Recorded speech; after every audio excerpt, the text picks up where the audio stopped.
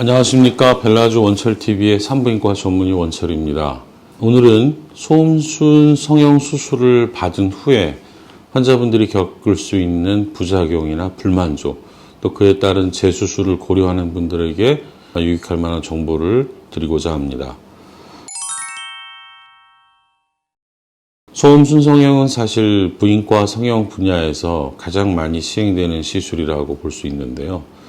크게는 수술법이 단순 절제술과 쐐기형 절제술로 나눌 수가 있겠습니다. 소음순의 형태에 따라 수술 방법은 기타 다른 방법으로도 우리가 정해서 수술을 시행할 수 있고요. 대부분의 경우에는 수술은 1회 시술로 소음순과 그 주위에 있는 음액 또는 음액 포피 관련해서 한꺼번에 교정을 받을 수도 있습니다. 혹간에는 그러한 수술을 2단계, 3단계로 나누어서 시술하고자 하거나 권유하는 선생님들도 있는 걸로 알고 있는데, 술자의 수술 방식이나 선호도일 수도 있겠지만 그러한 문제로 가급적이면 환자분이 2번, 3번 마취를 하고 고생하는 일을 저는 선호하진 않습니다. 소음순이 수술을 한 다음에 재수술을 고려하는 경우는 크게 2가지가 있을 수가 있겠는데, 하나는 불만족 사례가 되겠고, 또 한 가지는 수술에 대한 합병증 또는 부작용이 있어서 그걸 교정하기 위한 시술이 있을 수 있겠습니다. 처음에는 제가 부작용에 관련한 문제를 좀 말씀을 먼저 드릴까 하는데요. 소음순 수술은 다른 수술과 마찬가지로 메스, 칼을 이용하거나 또는 전기 소작기 또는 레이저를 쓰거나 여러 가지 다양한 방법이 술자가 갖고 있는 병원의 시설이라든지 경험이라든지 능력에 따라 시술할 수 있겠습니다.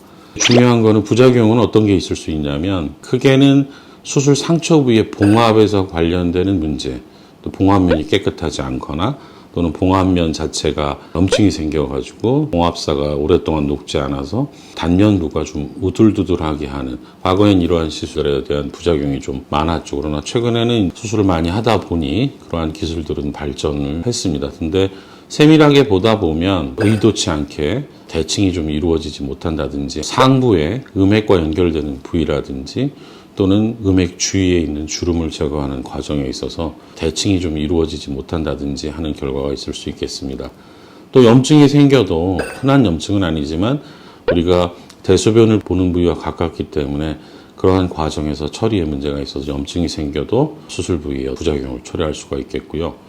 가장 피해야 되고 흔하진 않지만 조심스러운 것들이 이상 감각 또는 통증을 유발하는 신경 손상이 있을 수 있겠습니다. 저도 제가 직접 유발한 경험은 없지만 그런 문제를 다른 병원에서 수술하고 저에게 해결하러 왔을 때 제가 해결을 다 못했던 경우가 사실은 한두 건 있었습니다. 그러한 것들은 특히 음액과 대음순 사이, 음액 포피가 위치하는 대음순, 소음순의 좀 많이 위쪽에 있는 부분의 신경이 손상을 받거나, 그때 손상이라면은 절제가 많이 되거나 깊게 되거나, 그래서 불필요하게 혈관 손상이 있었다든지 아니면 직접 신경을 손상시키는 경우에는 지속되는 통증 또는 이상한 감각, 불편감, 신경이 쓰이는 것 등등으로 환자분이 본인의 생활을 좀 유지하는 데 어려움이 있어서 재수술을 요청하는 경우가 있을 수 있습니다.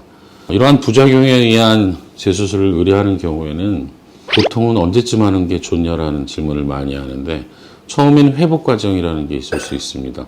조금 모양이 변형됐지만 다 나았지 않았다면 보통은 한 달 이상, 어느 정도 3개월, 저는 사실 3개월을 추천하는데 어떤 경우는 6개월까지도 완전한 회복이 이루어졌다라는 판단이 됐을 때 더 이상의 좋은 변화를 기대할 수 없을 때 수술을 고려할 수도 있겠습니다. 그러나 그 이상 6개월 이상 수술을 지연할 필요는 또 없지 않을까. 그렇게 되면 너무나 겪는 고통이 힘들지 않을까, 그렇게 생각을 합니다. 재수술은 환자의 처해져 있는 문제를 교정하는 것이 1번이고, 또 의사가 봤을 때, 수술자가 봤을 때 그 외에도 환자가 인지하지 못했지만 첫 수술에 좀 불편함이나 부작용이나 불만족이 있었던 부분을 같이 교정하려는 노력이 필요하고, 첫 수술보다 더 힘들진 않겠지만 좀 더 세밀한 기술과 테크닉과 주변부 조직, 대음순과의 관계라든지 형태의 조화라든지 이런 거를 많이 감안하는 것이 좋다고 생각을 합니다. 정리를 하자면은 소음순의 재수술을 하는 경우, 수술의 후유증이나 부작용으로 수술을 하는 경우는 크게는 환자분이 수술했던 상처 부위의 문제, 또는 처음에 디자인이나 이런 것들이 잘 되지 않아서 생겼던 문제, 또는 염증이 발생했을 때의 문제, 지금 설명은 안 드렸지만 출혈로 인해서 출혈부위가 염증이 된다든지 봉합사가 터져서 그 부위의 회복이 다른 데보다 늦게 됨으로써 생기는 문제 등등 이러한 것들을 보통은 3개월이 지난 다음에 본인이 수술했던 병원과 상의를 하거나 또 신뢰할 수 없다면 좀 더 전문적인 병원의 선생님과 상의해서 결정하는 것이 맞다는 생각입니다. 네, 오늘은 포음순의 부작용 또는 후유증에 의해서 생기는 문제가 있을 때 재수술을 고려해야 되는 경우와 적절한 시기 그리고 그런 방법에 대해서 말씀을 드렸고, 다음 시간에는 불만족으로 인한 포음순 재수술에 대해서 말씀을 드리도록 하겠습니다. 감사합니다.